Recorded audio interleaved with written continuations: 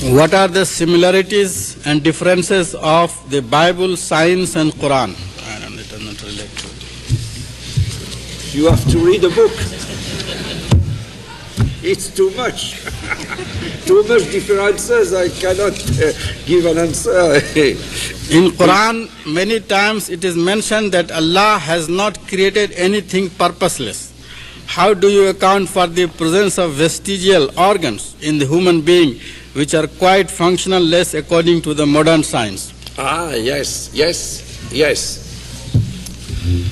It's very difficult to say that an organ might be absolutely vestigial, like you have written, because they are it's well known in physiology that necessarily in the course of the embryology concerning human beings and the animals, there are organs which at a certain time are useful and later on are not useful later on in the course of the life of animals as well as of human living beings. Considering, for example, the lymphatic system we have, considering some glands,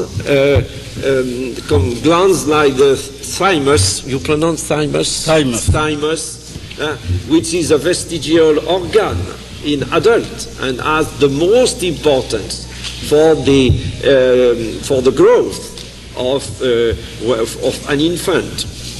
Alors, so that it's difficult to imagine that several things were created, were conceived by God without any use. I think that you cannot find the demonstration of that, and it is necessarily to know in detail the comparative anatomy to our in full of admiration for the wonderful organizational plan according to which we have been fashioned, as the Quran said. What about the It's not out. Not the subject matter. We have too many questions. This is regarding the coming book. When is Dr. Bucaille's new books going to be published, and approximately when will it be available in America in English? I am in a position to tell you that the book to come in French, Medicine and Mummies of the Pharaohs, I translate.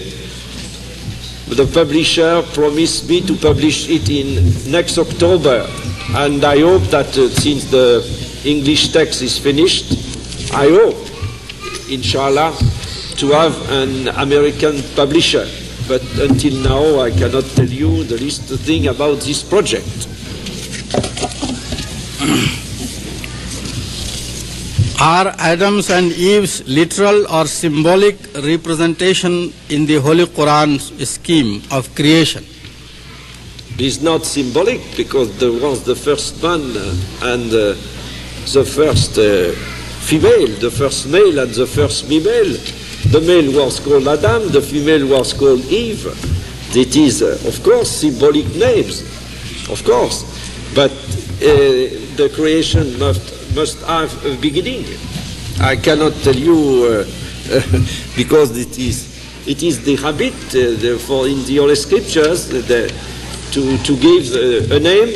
You have the name of Adam in the Quran, you have the name of Eve in the Bible, but as far as I know, you have not the name of Eve in the Quran, the name of the wife of Adam.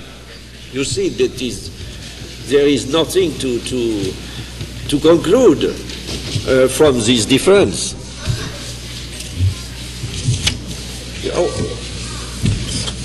Unless you want to take some more questions. Anybody? Concerning the subject matter. It's not directly concern. No, if it is not directly concerned, excuse me, because I want at first to answer questions which are directly in connection with the topic of this lecture. If you have, with pleasure. Okay. No, it's not concerning the lecture. No, it's not. No. Looks like we are getting out of question. There are some questions which are really out of order, you know. This is why I'm not reading. Finished, but must leave tomorrow very early. I must give a lecture in Toronto tomorrow. No. I'll give you one more chance before we close. Anybody has any question? Write down your question, please. Write down and send to us. The last one is finished. I must leave very early tomorrow morning, but I must leave. I must leave very early tomorrow morning. I have a lecture to give in Toronto tomorrow.